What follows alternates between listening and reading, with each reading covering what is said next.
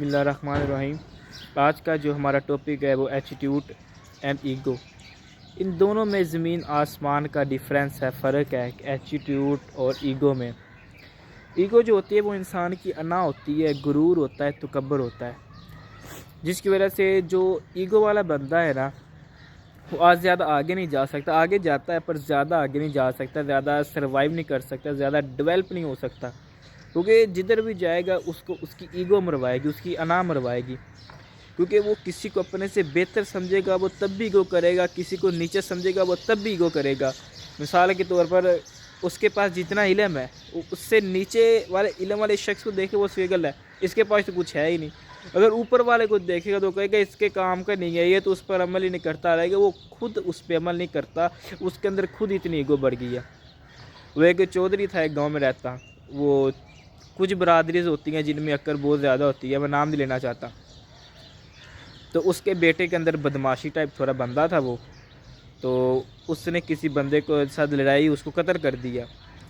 وہ جیسے ہی چودھری کے بیٹے نے قتل کیا جی وہ کیس بن گیا پورا، اور وہ عدالت میں کیس جیسے ہی گیا اور چودھری کے بیٹے کو سزائے موت ہوگی، پھانسی ہوگی، تو پھانسی ہو گئی، وہ اس نے بہت منت اللہ کی وہ دو کیا پر نہیں کام بن سکا، وہ بیٹے کو نہیں چھڑوا سکا۔ اس ایک شخص نے بتایا کہ آپ اس طرح کریں کہ ایک نا بابا جی ہیں، اگر آپ ان کے پاس جائیں گے تو آپ کا کام ہو جائے گا، آپ کا بیٹا چھٹ جائے گا اور کچھ ہو نہ ہو۔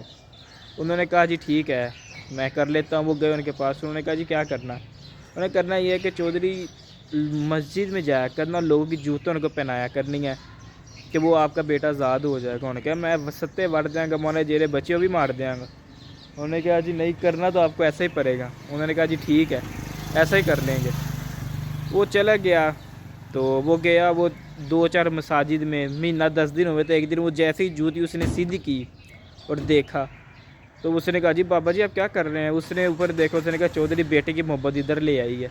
اس نے کہا چھاڑ دے یار، جو بھی ہو گیا، میرے گھر لوگوں تیرے بیٹے کو معاف کیا۔ کیا جب تک ہمارے اندر ایگو رہے گی تکبر رہے گا ہم آگے نہیں بڑھ سکتے، کیونکہ ہم نے کسی کو ماننا نہیں ہے، کسی کو اپنے مطابق سمجھنا ہی نہیں ہے، تو ہماری ایگو بڑھتی جائے گی دن بدن۔ اور ایٹیٹیوڈ اور ہے، فار ایگزامپل آپ کسی کے ساتھ بات کرتے ہیں، آپ کا انداز ہے وہ ایٹیٹیوڈ ہے۔ اگر یہ ہوتی ہے کہ آپ کسی کو کچھ سمجھتے نہیں ہیں، آپ جو کہتے ہیں کہ میں ہی ہے بس، میرے تو علاوہ کوئی نہیں، یہ ہوتی ہے ایگو۔ اور ایٹیٹیوڈ آپ کسی سے بات کر رہے ہیں ہنس کے، آپ کا روب ہے وہ ایٹیٹیوڈ میں آتا ہے۔ اور کسی سے بات نہ کرنا، کسی کو ڈی گریڈ کرنا، ڈی موٹیویٹ کرنا، وہ ایگو ہوتی ہے۔ اور ایگو سے بچیں۔ یہ جتنے بھی واقعات ہوتے ہیں، یہ دشمنی دار بندے ہوتے ہیں، یہ ایگو کی وجہ سے ہوتی ہے۔ میں کل ایک اخبار میں پڑھ رہا تھا کہ وہ ایک شخص ان کی دشمنی کدھر سے پڑی ہے، وہ کھیلنے گئے ہیں، ادھر سے اس نے ایک تھپڑ مارا اور تھپڑ کی وجہ سے اتنی لڑائی ہو گئی ہے کہ ان کی 3 سے 4 پشتیں ابھی تک چلتی آ رہی ہیں، اور وہ دشمنی کی بھیڑ چڑھتے جا رہے ہیں، کبھی ان کا بندہ مار دیا، کبھی اپنا بندہ مار دیا، صرف ایک تھپڑ کی وجہ سے۔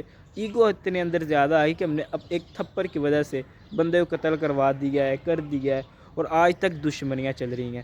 جیسے ایگو سے بچیں، ایگو سے اگنور کریں کہ یار ٹھیک ہے جو بھی ہو گیا معاف کریں۔ اگر آپ معاف کریں گے تو دیکھیے آپ کی زندگی اچھی بھی ہوگی اور خوبصورت بھی ہوگی اور جلدی ڈیولپ بھی ہوگی۔